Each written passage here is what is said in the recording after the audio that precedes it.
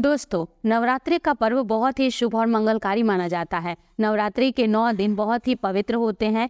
ये शुभ समय भक्तों के जीवन में खुशियां लेकर आता है।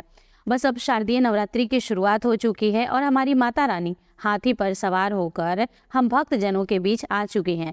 इस बार पूरे 9 दिन की नवरात्रि मनाई जाएगी। इस साल नवरात्रि 15 अक्टूबर दिन रविवार से शुरू होकर समापन 24 अक्टूबर दिन मंगलवार को होगा। ऐसे में माँ दुर्गा का कृपा पाने के लिए कलश स्थापना का शुभ समय सुबह 10:30 से पहले और दोपहर में 1:30 बजे के बाद का है। मुहूर्त में की गई पूजा शुभ और फलदायी मानी जाती है। सभी देवी देवताओं की कृपा बनी रहती है। लेकिन क्या आप जानते हैं कि कुछ वस्तुएं ऐसी भी हैं जिन्हें नवरात्रि के दौरान माता अर्पित नहीं करना चाहिए। इन्हें अर्पित करने से व्रत और पूजन का लाभ नहीं मिलता। इसीलिए ये जानना बहुत आवश्यक है कि वो कौन सी वस्तुएं हैं जो माता रानी के पूजन में भूलकर भी इस्तेमाल नहीं करनी चाहिए। तो आइए माँ का नाम लेते हुए इस वीडियो को हम शुरू करते हैं। नंबर 1, शादीशुदा औरतों को सफ़ेद कपड़े पहनकर पूजा पाठ नहीं करना चाहिए। साथ ही साथ काले कपड़े भी नहीं पहनना चाहिए।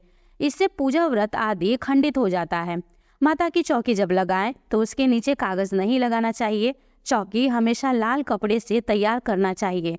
व्रत के इन 9 दिनों तक व्रतधारी को अपना आसन माँ की चौकी के आगे लगाना चाहिए और वहीं पर सोना चाहिए। नंबर 2, नारियल। हिंदू धर्म नारियल को विशेष स्थान प्राप्त है। इसे समृद्धि, धन, श्रद्धा और सम्मान का सूचक माना जाता है। नारियल को श्रीफल भी कहा जाता है। माता के कई मंदिरों में तो नारियल से बलि भी दी जाती है और माता रानी के पूजन में नारियल का इस्तेमाल विशेष करके होता है। खासकर कलश स्थापना नारियल रखकर ही की जाती है। माता रानी के पूजन में नारियल इस्तेमाल करने में कुछ गलतियां हमसे हो जाती हैं। नारियल सूखा और पानी वाली 2 तरह के होते हैं। माता रानी के पूजा में हमेशा पानी वाला नारियल ही इस्तेमाल होता है। नारियल चटका हुआ नहीं होना चाहिए क्योंकि साबुत नारियल पूर्णता का प्रतीक होता है। कलश के ऊपर जटा वाला नारियल सदैव लिटाकर रखना चाहिए। नारियल को स्थापित करते समय उसे लाल कपड़े में लपेटकर उसके ऊपर चुन्नी उड़ाकर ही स्थापित करें। शास्त्रों के अनुसार सही तरह से और सही प्रकार का नारियल स्थापित हो तभी संपूर्ण पूजा का फल मिलता है। महिलाएं नारियल तो माता रानी को अर्पित कर सकती हैं, लेकिन महिलाओं को माता रानी के सामने नारियल को फोड़ना नहीं चाहिए। नंबर 3, लौंग। माता रानी के पूजा में लौंग का इस्तेमाल होता है, लेकिन कई बार लौंग के चुनाव में हम गलती कर देते हैं। पूजा में हमेशा फल वाला संपूर्ण लौंग ही लगाएं।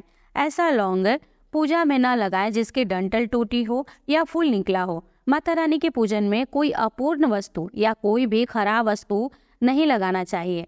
इसीलिए हमेशा फूल वाले संपूर्ण लौंग ही इस्तेमाल में लाना चाहिए।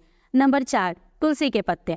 माता रानी के पूजन में तुलसी पत्ता का इस्तेमाल वर्जित है। इसके अलावा आंवला भी इस्तेमाल में नहीं होता। साथ ही साथ दुर्वा का भी उपयोग नहीं किया जाता। नवरात्रि में भगवान गणेश को दुर्वा और भगवान विष्णु को तुलसी के पत्ते तो अर्पित कर सकते हैं, लेकिन माता रानी को दुर्वा और तुलसी के पत्ते अर्पित ना करें। साथ ही साथ सफ़ेद फूल या सूखा फूल न अर्पित करें। हमेशा गुड़हल के ताजे और खिले हुए फूल को ही अर्पित करें। साथ ही माता रानी को चढ़ाने वाले फूल को कभी सूंघना नहीं चाहिए। नंबर 5, खंडित चीज़ों का इस्तेमाल पूजन में न करें। खंडित चीज़ें जैसे कि चटके दिए, चटके बर्तन का इस्तेमाल न करें। साथ ही प्लास्टिक या चाइनीज का बर्तन इस्तेमाल में नहीं लगाना चाहिए। ये चीज़ें बिल्कुल शुभ नहीं होती। तो ये थी कुछ वर्जित वस्तुएं जो बिल्कुल हमें पूजन में इस्तेमाल में नहीं लाना चाहिए। लेकिन क्या आपको पता है कई ऐसी भी वस्तुएं हैं जो नवरात्रि के समय घर में जरूर लाना चाहिए। इन वस्तुओं को घर में लाना बहुत ही शुभकारी और फलदायी होता है। साथ ही इससे माता रानी की विशेष कृपा बरसती है। तो चलिए जानते हैं इन चीज़ों के बारे में। नंबर 1, कमल का फूल।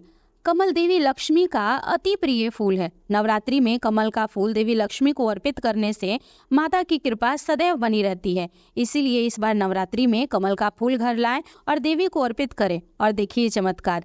नंबर 2, 16 श्रृंगार। नवरात्रि के समय घर में 16 श्रृंगार लाने और माता रानी को अर्पित करने से विशेष कृपा बनती है। शास्त्रों में प्रावधान है कि नवरात्रि में घर के मंदिर में 16 श्रृंगार का सामान रखना विशेष फलदायी होता है।